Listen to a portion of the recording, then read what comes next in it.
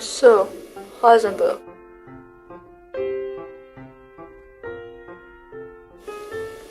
Tell us this one simple thing. Why didn't you do the calculation? The question is, why Frisch and Piles did do it. It was a stupid waste of time. However much 235 it turned out to be, it was obviously going to be more than anyone could imagine producing. Except that it wasn't. Except that it wasn't. So why? I don't know. I don't know why I didn't do it. Because I never thought of it. Because it didn't occur to me. Because I assumed it wasn't worth doing. Assume? Assume? You never assume things. That's how you got uncertainty. Because you rejected our assumptions. You calculated Heisenberg. You calculated everything. The first thing you did with a problem was the mathematics. You should have been there to slow me down. Yes, you wouldn't have got away with it if I'd been standing over you. Though in fact, you made exactly the same assumption. You thought there was no danger for exactly the same reason as I did. Why didn't you calculate it? Why didn't I calculate it? Tell us why you didn't calculate it, and we'll know why I didn't. It's obvious why I didn't. Go on. Because he wasn't trying to build a bomb. Yes, thank you. Because he wasn't trying to build a bomb. I imagine it was the same with me. Because I wasn't trying to build a bomb. Thank you. So, you bluffed yourself. The way I did at poker with the straight I never have. But in that case... Why did I come to Copenhagen? Yes, why did I come? One more draft. Yes? One final draft. And once again, I crunch over the familiar gravel to the board's front door and tug at the familiar bell. Why have I come? I know perfectly well, know so well that I've no need to ask myself. Until, once again, the heavy front door opens.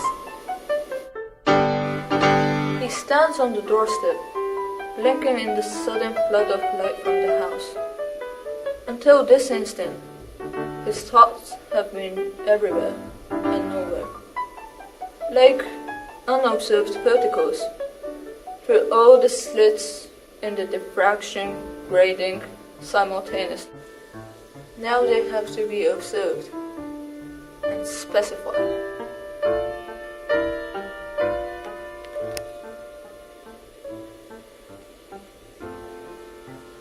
And at once, the clear purposes inside my head lose all definite shape.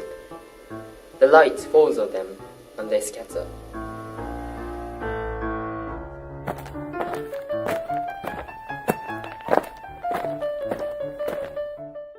How difficult it is to see even what's in front of one's eyes. All we possess is the present, and the present endlessly dissolves into the past. Bohr has gone, even as I turn to see Margrethe. Niels is right. You look older. I believe you had some personal trouble. Margrethe slips into history even as I turn back to Bohr. And yet, how much more difficult still it is to catch the slightest glimpse of what's behind one's eyes. Here I am at the center of the universe, and yet all I can see are two smiles that don't belong to me.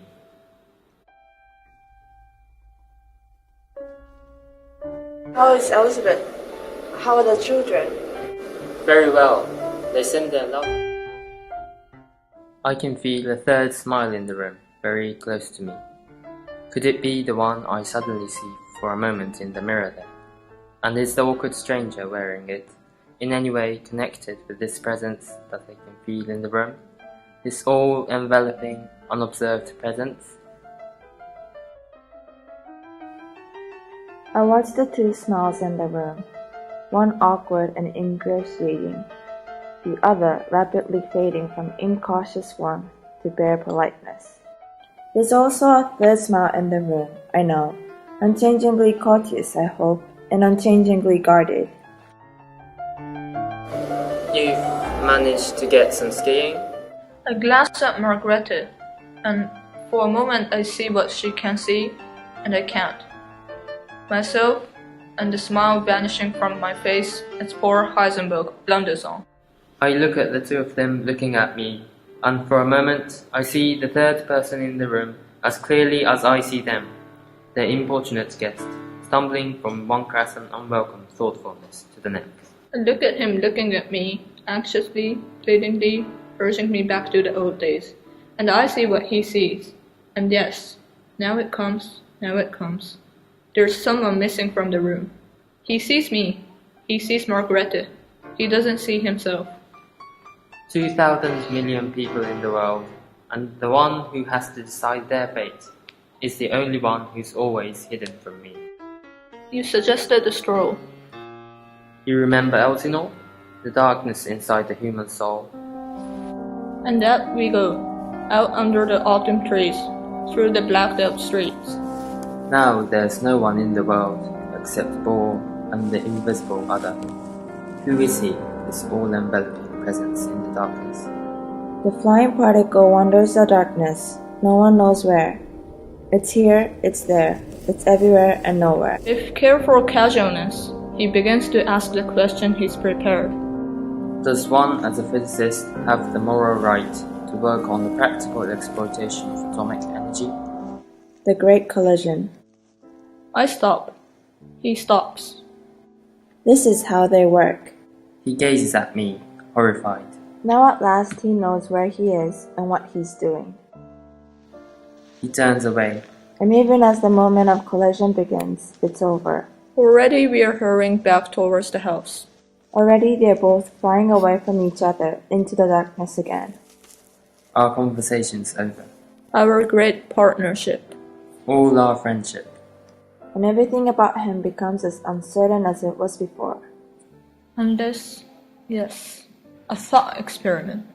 Let's suppose for a moment that I don't go flying off into the night. Let's see what happens if I remember the paternal role I'm supposed to play. If I stop and control my anger and turn to him and ask him, Why are you confident? Why? It's going to be so reassuringly difficult to build a bomb with 235. Is it because you've done the calculation? The calculation? Of the diffusion in 235? No. It's because you haven't calculated it. You haven't considered calculating it. You hadn't consciously realized that there was a calculation to be made. In fact, it wouldn't be all that difficult. Let's see. The scattering cross-section's about 6 times 10 to the minus 24th. So the mean free path would be, hold on.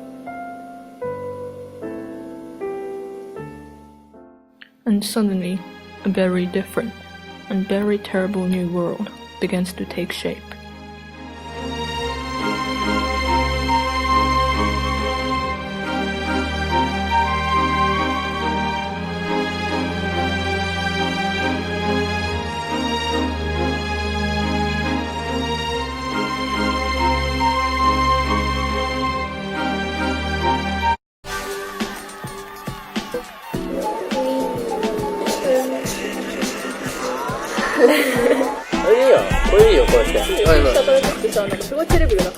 Simple thing.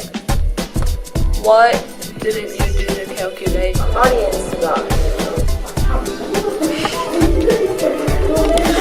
But in that case, Yeah. Let's see. The scattering cross section is about 6 times minus 10. 今までの原発核関連これめっちゃ取ったっすか Now they have to be specified.